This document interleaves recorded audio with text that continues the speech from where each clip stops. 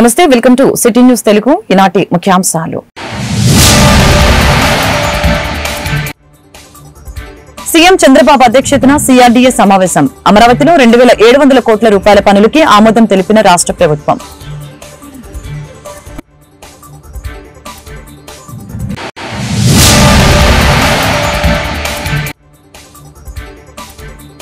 కృష్ణా జిల్లా కంకిపాడులో deputy CM Pawan Kalyan పర్యటన. గ్రామాల్లో మౌలిక సదుపాయాల కల్పనకు అధిక ప్రాధాన్యత ఇస్తామని ప్రకటన.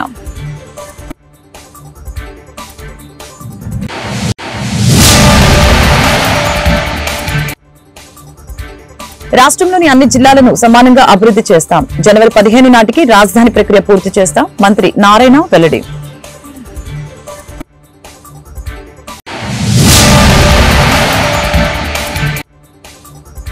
సైబర్ నేరాలపై గుంటూరు అవగాహన సదస్సు. నానాటికి ఆర్థిక నేరాలు పెరిగిపోతున్నందున సైబర్ నేరగాళ్ల పట్ల ప్రజలు అప్రమత్తంగా ఉండాలని ఎస్పీ సతీష్ కుమార్ సూచన.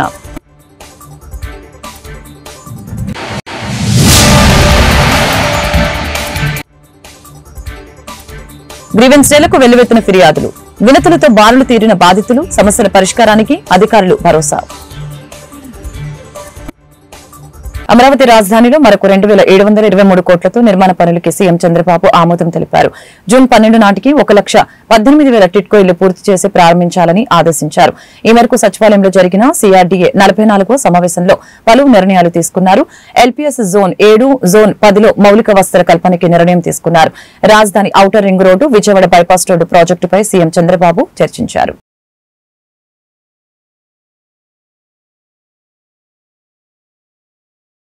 కృష్ణా జిల్లా కంకిపాడు మండలంలో డిప్యూటీ సీఎం పవన్ కళ్యాణ్ పర్యటించారు.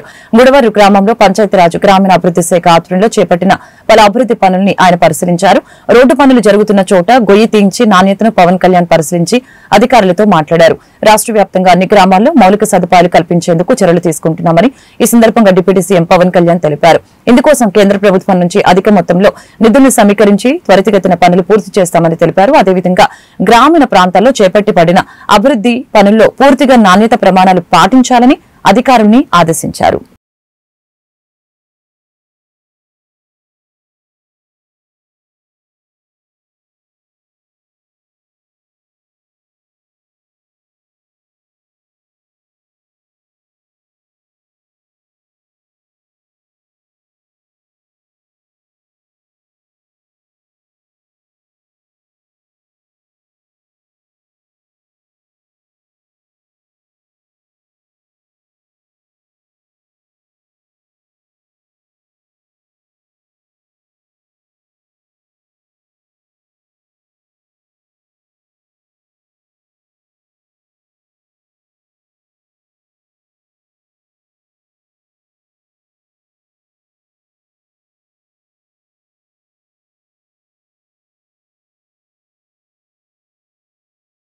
రాష్ట్రంలోని 26 జిల్లాల్లో సమానంగా అభివృద్ది చేసేందుకు ప్రణాళికలు సిద్దం చేస్తున్నట్లు మంత్రి నారాయణ తెలిపారు.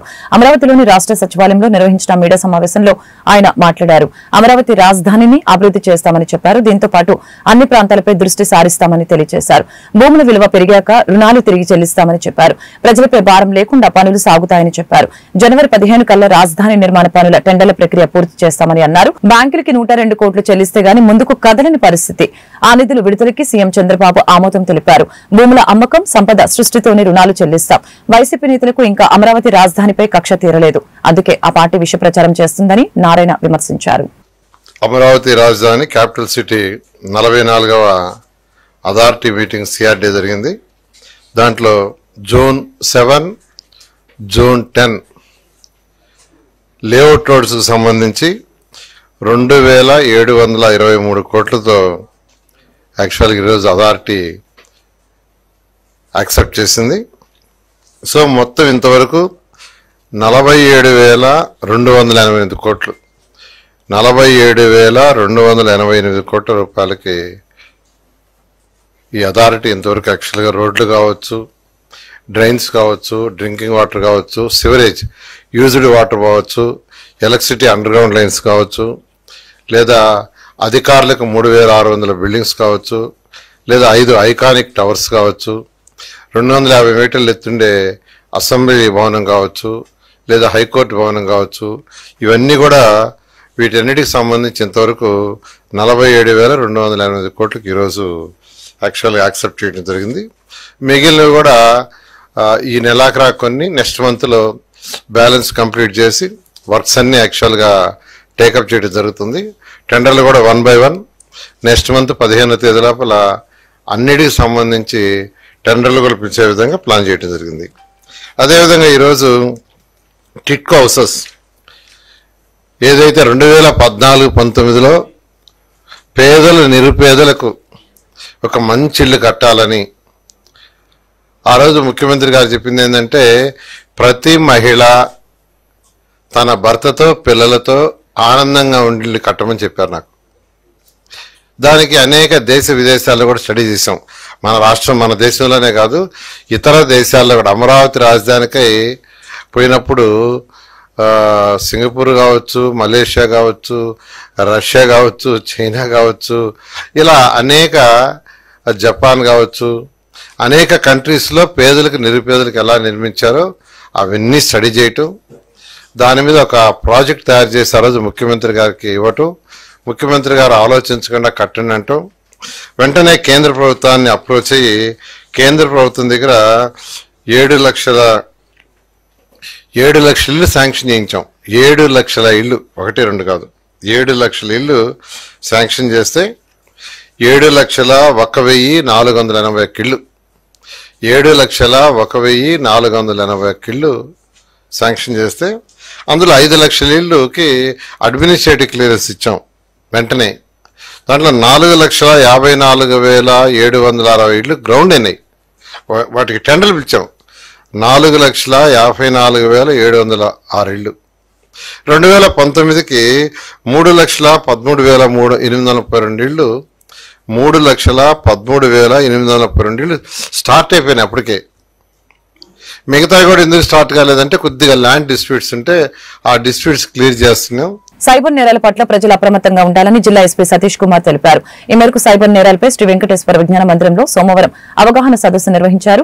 సాంకేతిక పరిజ్ఞానం విస్తృతమైన నేపథ్యంలో నేరాలు కూడా అదే స్థాయిలో పెరిగిపోతున్నాయని తెలియజేశారు. అలాగనే సులువుగా డబ్బులు సంపాదించాలన్న ఉద్దేశంతో కొంతమంది సైబర్ నేరగాళ్లు ఆర్థికపరమైన మోసాలకి పాల్పడుతున్నారని చెప్పారు. వృత్తి వ్యాపార రీత్యా కంప్యూటర్లు, ల్యాప్టాప్లు, స్మార్ట్ ఫోన్లు వినియోగించేవారు తగిన జాగ్రత్తలు పాటించాలని అన్నారు. కొందరు మోసగాళ్లు ఫోన్ చేసి లోన్లు ఇప్పిస్తామంటూ మోసం చేస్తున్నారని తెలిపారు. ప్రస్తుత కాలంలో సైబర్ నేరాలు నానాటికి పెరిగి ఆర్థికంగా అనేక మంది నష్టపోతున్నారని ఆయన వెల్లడించారు. ఆర్థికపరమైన నేరాలు పెరిగిపోతున్నందున సైబర్ నేరగాళ్ల పట్ల నిఘాను పెంచుతామని ఎస్పీ సతీష్ కుమార్ స్పష్టం చేశారు. అదేవిధంగా సైబర్ నేరాల పట్ల ఎలా అప్రమత్తంగా ఉండాలి, తీసుకోవాల్సిన జాగ్రత్తల గురించి CRCIDF డైరెక్టర్ పాటిబండ్ల ప్రసాద్ వివరించారు. చెప్పట్లేదు, ఈవెన్ నేను వచ్చినప్పుడు మ్యూజిక్ కూడా నేనేమి చెప్పట్లేదు. బట్ ఎనీవేస్, జోక్స్ అపార్ట్, ఇప్పుడు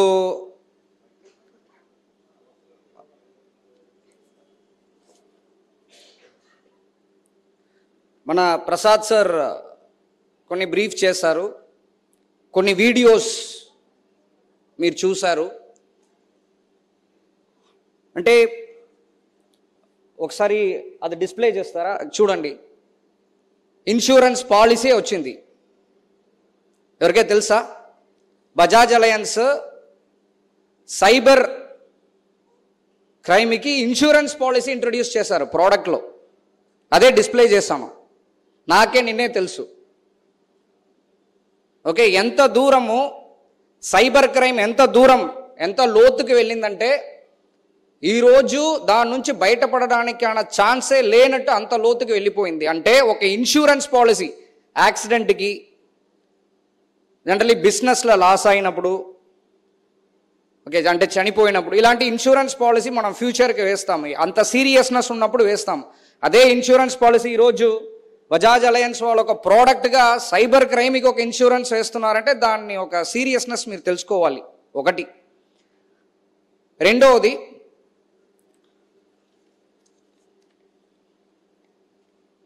ఈ సైబర్ క్రైము ఇప్పుడు మీరు అందరూ కూడా, అంటే స్కూల్ కాలేజెస్ మాత్రం కాకుండా, అంటే మనం గుంటూరు డిస్ట్రిక్ట్ పోలీస్ నుంచి మన ఎక్స్పెక్టేషన్ ఏంటంటే ఫ్లవర్ మార్కెట్గా ఉండొచ్చు, అసోసియేషన్గా ఉండొచ్చు, వెజిటబుల్ మార్కెట్ అసోసియేషన్గా ఉండొచ్చు, లారీ అసోసియేషన్గా ఉండొచ్చు, మిర్చి యార్డ్ ఉండొచ్చు, రిటైర్మెంట్ పెన్షన్ ఎవరు వాళ్ళు ఉన్నారు వాళ్ళ అసోసియేషన్, సైనిక్ వెల్ఫేర్ అంటే రిటైర్డ్ మిలిటరీ అసోసియేషన్, బ్యాంక్, తర్వాత ఈవెన్ మన బార్ అసోసియేషన్ కూడా ఇన్వైట్ చేశాము. అదేవిధంగా డాక్టర్స్ అసోసియేషన్. అంటే మన డే టు డే లైఫ్లో మనకి వస్తున్న ప్రతి ఒక్క కేసు ఇప్పుడు ఈరోజు గ్రివెన్స్ డే కూడా ఉంది, ఇప్పుడు వెళ్ళి అది అటెండ్ చేయాలి. మన గౌరవ ఎస్పీ గారు సతీష్ కుమార్ గారికి, అలాగే additional SPs and police personnel, Guntur నగరపుర ప్రజలకు ముందుగా నా శుభాకాంక్షలు. సైబర్ క్రైమ్స్ గురించి ఇంత పెద్ద అవగాహన గత 1 వీక్ నుంచి 15 డేస్ నుంచి ఇంత పెద్ద అవగాహన చేయడం అనేది రాష్ట్రం మొత్తంలోనే అతిపెద్ద ఈవెంట్గా మనం దీన్ని చూడవచ్చు. ఇంత పెద్ద ఈవెంటు ఈవెన్ పర్టికులర్గా నేను ఉండేది ఢిల్లీలో. ఢిల్లీలో కూడా ఇంత పెద్ద ఈవెంట్స్ జరిగిన సందర్భాలు కూడా చాలా తక్కువ. పర్టికులర్గా 1 వీక్ కంటిన్యూగా ఇలాంటి ఈవెంట్స్ని చేయడం అనేది చాలా అరుదు కార్యక్రమం. దాంట్లో కూడా జస్ట్ జనాల్ని ఫిల్ చేయడం కాకుండా ఎవరైతే నిజంగా సైబర్ బాధితులు అవడానికి ఛాన్సెస్ ఉన్నాయో వర్తక సంఘాలు కానివ్వండి, లేదా డిఫరెంట్ మర్చెంట్ గిల్డ్స్ కానివ్వండి, ఉమెన్ పర్టికులర్గా మహిళలను తీసుకురావడం అనేది ఇది నిజంగా హర్షించదగ్గ విషయం. దీనికి నిజంగా మనం అందరం ఒకసారి కరతాళ ధరలతో మన ఎస్పీ గారికి కృతజ్ఞతలు చెప్పాల్సిన అవసరం మనకు పైన ఎంతైనా ఉంది. సో పోతే సైబర్ క్రైమ్స్ని మనం ఎలా అర్థం చేసుకోవాలి? సైబర్ క్రైమ్స్ అంటే అదేం పెద్ద భూతం కాదు. కొంతమంది ఖచ్చితంగా మనకి మంచి చెడు ఉన్నట్టే good actors and bad actors ఉంటారు. బ్యాడ్ యాక్టర్స్ నుంచి రోగ్ యాక్టర్స్ అని కూడా ఉంటాం. వీళ్ళల్లో కొంతమంది సైబర్ క్రైమ్స్ అనే ఒక టూల్ని, సైబర్ క్రైమ్ అనే ఒక టెక్నాలజీని, సైబర్ క్రైమ్ అనే ఒక మెథడ్ని వాళ్ళు ఎలా యూజ్ చేసుకుంటున్నారనే దాంట్లో మనం ఎప్పుడైనా మేము crime detection and investigation or intelligence point of వ్యూలో 2 రకాలుగా చూస్తాం. అంటే ఫినాన్షియల్ క్రైమ్. కలెక్టర్ కార్యాలయంలో నిర్వహించిన గ్రీవెన్స్ డే కి ఫిర్యాదుదారులు పెద్ద సంఖ్యలో తరలి వచ్చారు. ఈ మేరకు collector Nagalakshmi, joint collector Bhargava Teja, ఇతర అధికారులు ప్రజల వద్ద నుంచి ఫిర్యాదులను స్వీకరించారు. ఇందులో పింఛన్లు, రేషన్ కార్డులు, భూముల సర్వే, భూ ఆక్రమణలు, రైతులకి గిట్టుబాటు ధర, నష్టపరిహారం, మదర్సా నిర్మాణం వంటి సమస్యలపై అధికంగా ఫిర్యాదులు అందాయి. ప్రజల వద్ద నుంచి ఫిర్యాదులను స్వీకరించిన అధికారులు తక్షణమే పరిష్కారం చేయాలని సంబంధిత శాఖలకు ఆదేశాలు జారీ చేశారు. అదేవిధంగా గ్రీవెన్స్ లో ఫిర్యాదుల్ని అందజేసిన బాధితులు వారి సమస్యల్ని మీడియాకు తెలిపారు.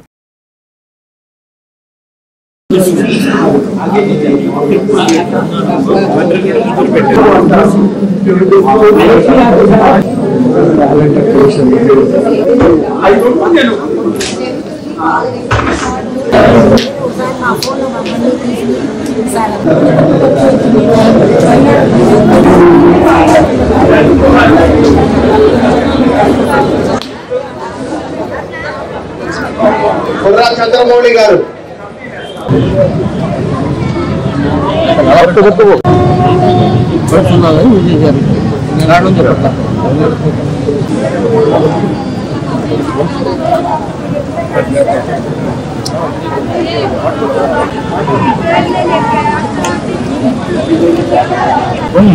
मेरा नाम मोहम्मद अब्दुल करीम बेग है. గుంటూరు లాలాపేట పెద్ద మసీదు తరఫు నుంచి ముతౌలి బ్రాంచ్ సభ్యుల్ని నేను. ఈ మద్రసా అన్వారే ముస్తఫా మద్రసా అండ్ బాయ్స్ హాస్టల్ కోసం గతంలో మూసివేయడం జరిగినది. ఇది ముతౌల్లి కలీం బేగ్ వాళ్ళ నాన్న అజీం బేగ్ గారు గతంలో మూసేశారు. దానినే ప్రారంభించడం అని చెప్పి ఎన్నో అర్జీలు పెట్టడం జరిగినాక వక్ఫ్ బోర్డులో వాళ్ళు, రాష్ట్ర వక్ఫ్ బోర్డు వాళ్ళు లెటర్ కూడా ఇవ్వడం జరిగినది, గ్రాంట్ పర్మిషన్ అని చెప్పినా ఇప్పుడు దాకా అది పని జరగటం లేదు. చేయమని చెప్పి మద్రసాని నేను కోరుకుంటున్నాను. ఎందుకు మూసేశారు సార్? గతంలో ఖర్చు ఎక్కువైపోయింది అది ఇది అని చెప్పి ఆదాయం ఉన్నా కావాలని మూసేశారు. మరి ఇది మీరు ఎమ్మెల్యే దృష్టికి తీసుకెళ్ళలేదా? ఎమ్మెల్యే దృష్టి కూడా తీసుకుని వెళ్ళాం, ఆయన పిలిపించి మాట్లాడతామని చెప్పారు. దేశవ్యాప్తంగా అన్ని జిల్లా కేంద్రాల్లో, మండల కేంద్రాల్లో ఢిల్లీ రైతు పోరాటానికి మద్దతుగా, అదేవిధంగా పోరాటం చేస్తున్న రైతుల మీద, మహిళల మీద హర్యానా, ఉత్తరప్రదేశ్ పోలీసులు, ప్రభుత్వం దమనకాండను నిరసిస్తూ, అదేవిధంగా మద్దతు ధరల చట్టం కోసం జాతీయ నాయకుడు 25 రోజుల నుంచి దీక్ష చేస్తున్నాడు జగత్ సింగ్ దౌలాలా. అతని యొక్క దీక్షను సుప్రీంకోర్టు మద్దతు తెలుపుతూ అతని యొక్క డిమాండ్ అంటే నెరవేర్చి అతని దీక్ష విరమణ చేయాలని చెప్పి సుప్రీంకోర్టు తీర్పు ఇచ్చినప్పటికీ ఇప్పటికీ కేంద్ర ప్రభుత్వం పట్టించుకోలేదు.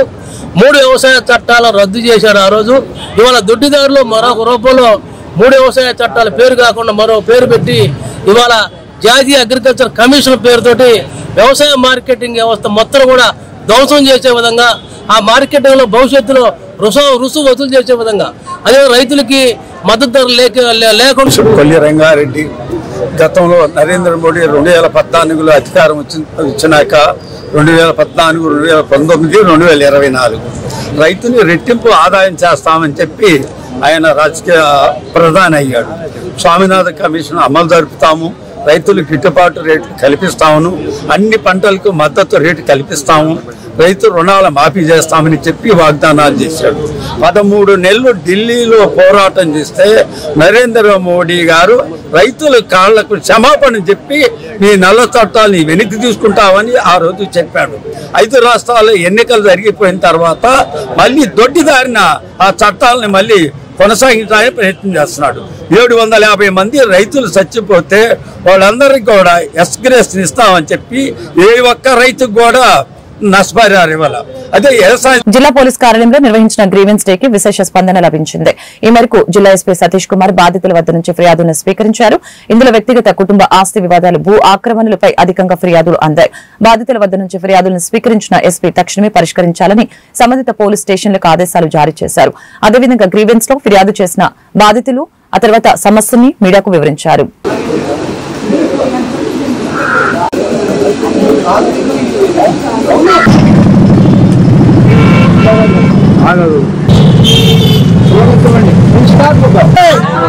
నాకు న్యాయం కావాలి, నాకు న్యాయం కావాలి.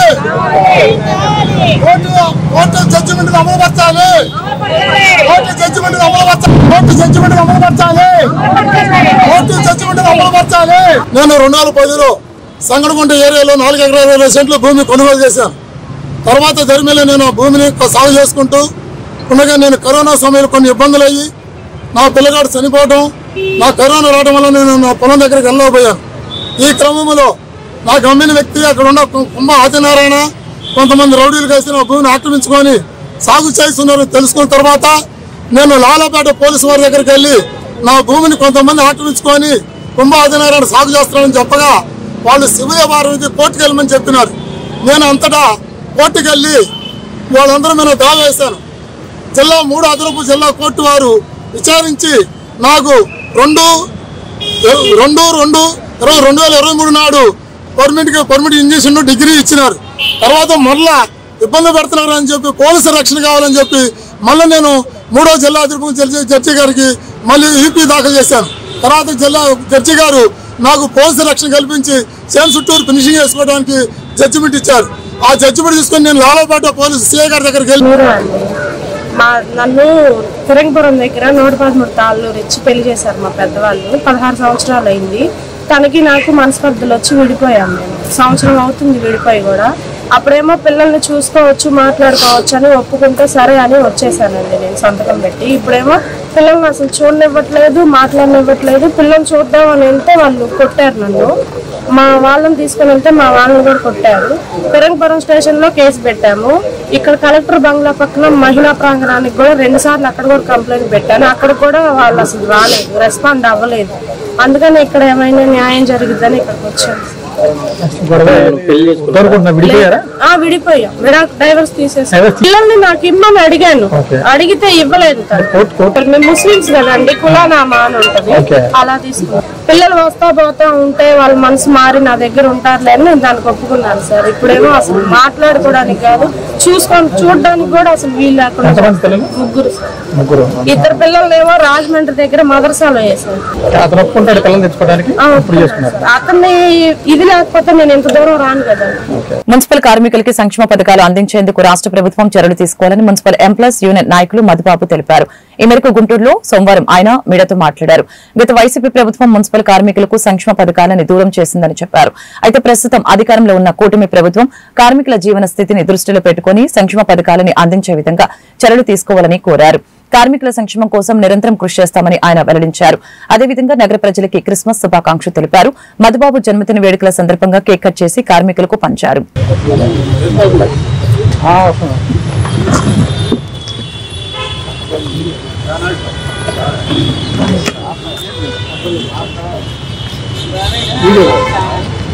వీడియో ఫోటోలు వీడియో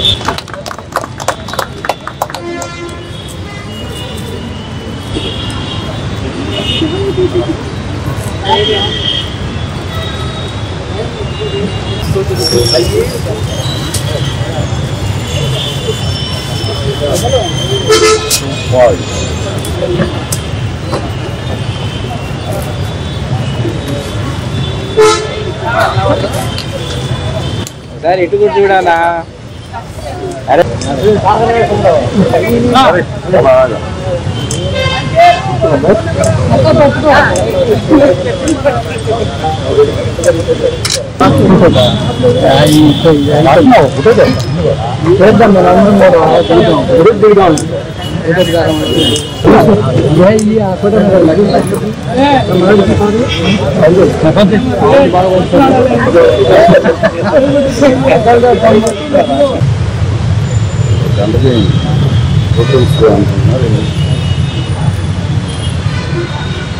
ప్రజల అందరికీ క్రిస్మస్ మరియు నూతన సంవత్సర శుభాకాంక్షలు. ది ఆంధ్రప్రదేశ్ రాష్ట్ర municipal engineering, town planning and sanitation workers trade union తరఫున శుభాకాంక్షలు తెలియజేస్తా ఉన్నాను. అలాగే మన రాష్ట్రంలో ఎప్పుడూ లేని విధంగా గత వైసీపీ ప్రభుత్వంలో అవుట్సోర్సింగ్ కార్మికులందరికీ సంక్షేమ పథకాలు తీసివేయడం జరిగింది. ఈ సంక్షేమ పథకాలు అమ్మఒడి అయితేనే కానీ, వికలాంగుల పెన్షన్ అయితే కానీ, వితంతుల పెన్షన్ అయితేనే కానీ, అలాగే మా రేషన్ కార్డులో మా తల్లిదండ్రులు కానీ ఎవరన్నా ఉంటే వాళ్ళకు కూడా ఈ వృద్ధా పెన్షను ఇవి కూడా తీసేయడం జరిగింది గత ప్రభుత్వంలో. అయితే ఈ ప్రభుత్వం, ఇప్పుడున్న కూటమి ప్రభుత్వం అధికారంలోకి రాకముందు మేనిఫెస్టోలో తిరిగి అవుట్సోర్సింగ్ కార్మికులందరికీ సంక్షేమ పథకాలు వర్తింపజేస్తామని చెప్పి మేనిఫెస్టోలో పెట్టి దాదాపు 3 నెలల కాలం గడిచినప్పటికి కూడా అసెంబ్లీలు కూడా జరిగినాయి 2 సార్లు ఏమో. అయినప్పటికీ కూడా ఈ అవుట్సోర్సింగ్ కార్మికులకు ఈ సంక్షేమ పథకాలు వర్తింపజేయట్లేదు. అంటే నేను అంటుంది ఏంటంటే, గత ప్రభుత్వం ఎట్లయితే మోసం చేసిందో అవుట్సోర్సింగ్ కార్మికులు దాదాపు 2,50,000 మంది అన్ని డిపార్ట్మెంట్లలో, ప్రతి ఒక్క డిపార్ట్మెంట్, మన రాష్ట్రంలో ఉన్న ప్రతి ఒక్క డిపార్ట్మెంట్లో 2,50,000 మంది అవుట్సోర్సింగ్ కార్మికులు అందరూ ఉన్నారు. వీళ్ళందరికీ ఎప్పుడు కూడా అంతకుముందు గత ప్రభుత్వాలు ఎప్పుడు కూడా కాంగ్రెస్ కావచ్చు, ఇంక వేరే ప్రభుత్వం కావచ్చు, ఏది కూడా ఈ సంక్షేమ పథకాలు అనేవి తీసేయాల. అయితే ఈ వైసీపీ ప్రభుత్వం, ఇప్పుడున్న ప్రస్తుత కూటమి ప్రభుత్వం ఈ సంక్షేమ పథకాలను అవుట్సోర్సింగ్ కార్మికులందరూ తీసేయటం వల్ల వాళ్ళ పిల్లలు చదువుకోవటానికి కానీ, వికలాంగులు అయితే వాళ్ళకి పెన్షన్ రాకపోవడం అయితే కానీ, భర్తలు చనిపోతే వితంతులుగా ఉన్న వాళ్ళకి కూడా ఈ చాలీచాలని జీతాలతో ఆ సంక్షేమ పథకాలు కూడా లేకపోవటం వల్ల వాళ్ళ కుటుంబాలు చాలా దుర్భర పరిస్థితిని ఎదుర్కొంటా ఉన్నాయి. వెంటనే ఈ రాష్ట్ర ప్రభుత్వం కాలం మారుతున్న కొద్దీ ఆర్థికపరమైన నేరాలు పెరిగిపోతున్నాయి. సొంత కుటుంబ సభ్యులను సైతం మోసం చేస్తూ అక్రమ సంపాదనకి పాల్పడుతున్నారు. ఈ నేపథ్యంలో శ్రీనివాసరావుపేటకు చెందిన శ్రీకాకుళం తులసమ్మ అనే వృద్ధురాలు తనకు న్యాయం చేయాలని కోరుతూ సోమవారం బ్రాడీపేటలో నిరసన వ్యక్తం చేసింది. తన సోదరుడు తాడేపల్లి అప్పారావు తన వద్ద 30 లక్షలకు పైగా డబ్బులు తీసుకుని తిరిగి ఇవ్వటం లేదంటూ ప్లకార్డులు చేతపట్టి ధర్నా చేపట్టింది. అల్లుడు మనవడితో కలిసి సోదరుడి దుకాణం వద్ద ఆందోళన జరిపింది. ఇంతలో పోలీసులు ప్రవేశించి ఇరువురిని అరండల్పేట పోలీస్ స్టేషన్ కి తరలించారు. తన సోదరుణ్ణి నమ్మి పూర్తిగా మోసపోయానని, తనకి రావాల్సిన డబ్బులు ఇప్పించాలంటూ ఆ వృద్ధురాలు వేడుకున్నారు.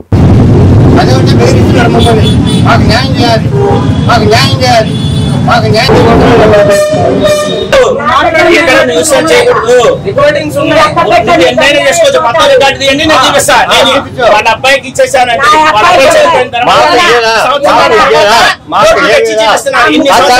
ఉన్నాయి తెచ్చేస్తానన్నా తెచ్చేసామంటే అది పరిస్థితి. మేము చెప్పిన ఎనరు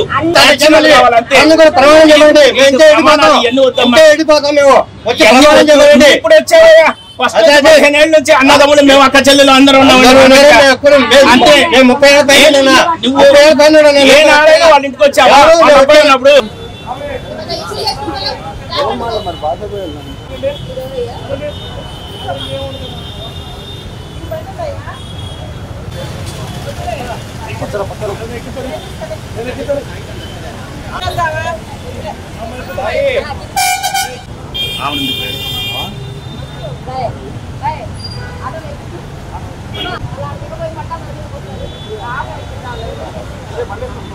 పేరు తులసమ్మ. ఏ ఊరు?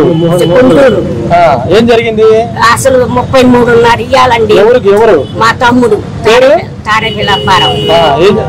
తీసుకున్న తర్వాత మా అబ్బాయి చచ్చిపోయిన తర్వాత 15 నెలలు అయితే అక్క కాగితాలు ఇస్తాను అక్క అన్నాడు. ఇప్పుడు ఈ మాట మాట్లాడుతున్నాడు. 33 లక్షలా? 33.5. ఎందుకు తీసుకున్నాడు? కట్టుకోవాలంటే నమ్మకం మీద ఇచ్చాను. సొంత తమ్ముడే. ఇట్లా మోసం చేస్తాడని అనుకోలేదు. కాగితాలు ఉన్నాయి లాకర్లో. అన్ని అబద్ధమే. నేను చేస్తా ప్రమాణం 3 ఆడపిల్లల మీద ఆయన చేయమన్నాయా? రాసిచ్చారు. రాసిచ్చి లాకర్ లో పెట్టారని అబద్ధం ఆడుతున్నాడు. అన్ని అబద్ధమే. ఏ ఒట్టు పెట్టా ఒట్టు. నా పిల్లలు చచ్చిపోయి 10 నెలలు అయితే సంవత్సరం అయింది. అయ్యే డబ్బులు ఇవ్వంటే నువ్వు చచ్చేదాన్ని నీకు డబ్బులు ఎందుకు అన్నాడు. నన్ను చూపించుకుంటున్నారు 2 నెలల నుంచి హాస్పిటల్లో చూపించుకుంటున్నాను. నేను ఆడ తెచ్చేదాన్ని వాళ్ళే కూడైతే పెడతాను కదా డబ్బులు తేలేమన్నాడు. నీ కూతురు నేనేం చేయమంటా లేని వాళ్ళు పుచ్చుకున్నాను. మీకు ఎందుకు ఇవ్వాలి ఆడపిల్లలకి మేము కూడా తెయ్యాలి కానీ ఆ మక్కాయి తుమ్ము అంటున్నాడు. నాకు డబ్బులు కావాలండి. పోలీసుల దగ్గరికి వెళ్ళావా? పోలీసులు వాళ్ళు ఏమన్నారు? మా అమ్మమ్మ కూతురు కొడుకు నేను. 15 నెలల క్రితం మావయ్య చనిపోయారు. వాళ్ళ అబ్బాయి ఒక్కడే కొడుకు చనిపోగానే సంవత్సరం అవ్వగానే మొత్తం అన్ని ఇచ్చేస్తానని చెప్పి 3 నెలల నుంచి అడుగుతుంటే 5 ఏళ్ళు అవుతుంది తీసుకొని ఇప్పుడు చేతనైంది చేసుకో, కోర్టుకి వెళ్ళు, ఎక్కడికైనా వెళ్ళు, ఇంకా నువ్వు చచ్చేదాన్ని నీకు ఇప్పుడు డబ్బులు కావాలా అని మాట్లాడు. ఆమెది పెంకుటిల్లు మొత్తం కూలిపోయింది. వర్షం వస్తే మునిగిపోతుంది. అప్పుడు ఒక 5 నెలల క్రితం వర్షం వచ్చినప్పుడు మొత్తం మంచం దాకా మునిగిపోయింది. అంతా షార్ట్ సర్క్యూట్ అయింది. ఇల్లు లేదు, ఆమెకు నీడ లేదు. ఇప్పుడు మా ఇంట్లోనే ఉంటుంది. న్యాయం చేయండి అని కోరుకుంటున్నాం. అమ్మమ్మ వాళ్ళ ఇల్లు శ్రీనివాసరావుపేట ఫస్ట్ లైన్. మంగళగిరి నగరంలో వేంచేసి ఉన్న శ్రీ లక్ష్మీ నరసింహుని ఆలయంలో తిరుదండి చిన్నజీయర్ స్వామి సోమవారం ప్రత్యేక పూజలు నిర్వహించారు. ఈ సందర్భంగా ఆలయ అధికారులు అర్చకులు పూర్ణకుంభంతో చిన్నజీయర్ కి స్వాగతం పలికారు. ముందుగా నరసింహునికి, అనంతరం రాజ్యలక్ష్మి అమ్మవారికి ప్రత్యేక పూజల్ని నిర్వహించారు. అనంతరం ఎగువ సన్నిధి పానకాల లక్ష్మీ నరసింహుని ఆలయానికి చేరుకుని పానకం నివేదించారు.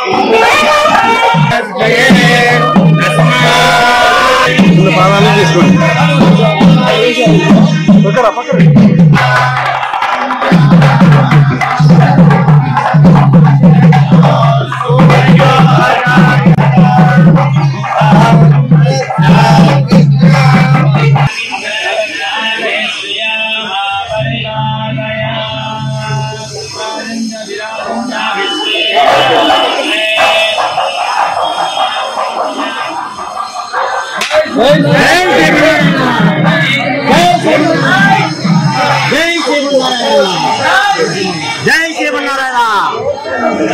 శ్రీమన్నారాయణ.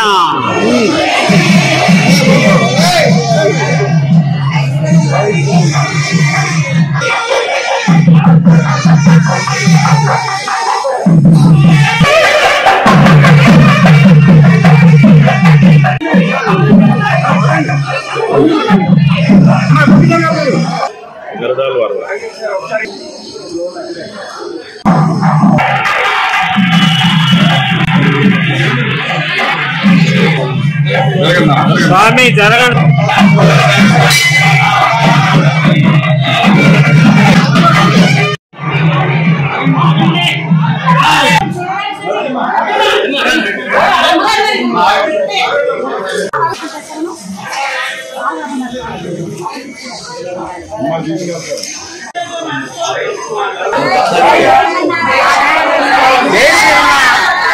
జై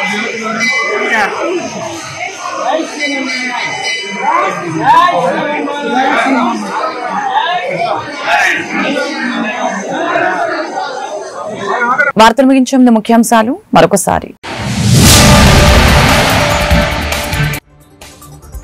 సీఎం చంద్రబాబు అధ్యక్షతన సిఆర్డీఏ సమావేశం. అమరావతిలో 2700 కోట్ల రూపాయల పనులకి ఆమోదం తెలిపిన రాష్ట్ర ప్రభుత్వం.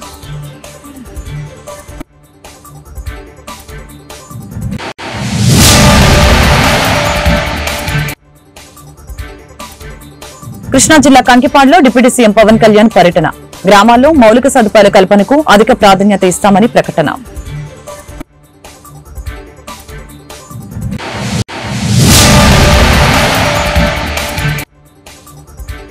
రాష్ట్రంలోని అన్ని జిల్లాలను సమానంగా అభివృద్ధి చేస్తాం. జనవరి 15 నాటికి రాజధాని ప్రక్రియ పూర్తి చేస్తాం. మంత్రి నారాయణ వెల్లడి.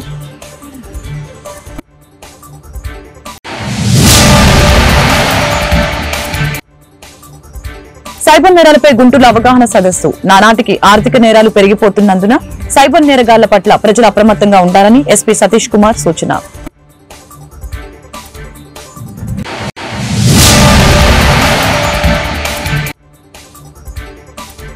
గ్రీవెన్స్ డేలకు వెల్లువెత్తిన ఫిర్యాదులు.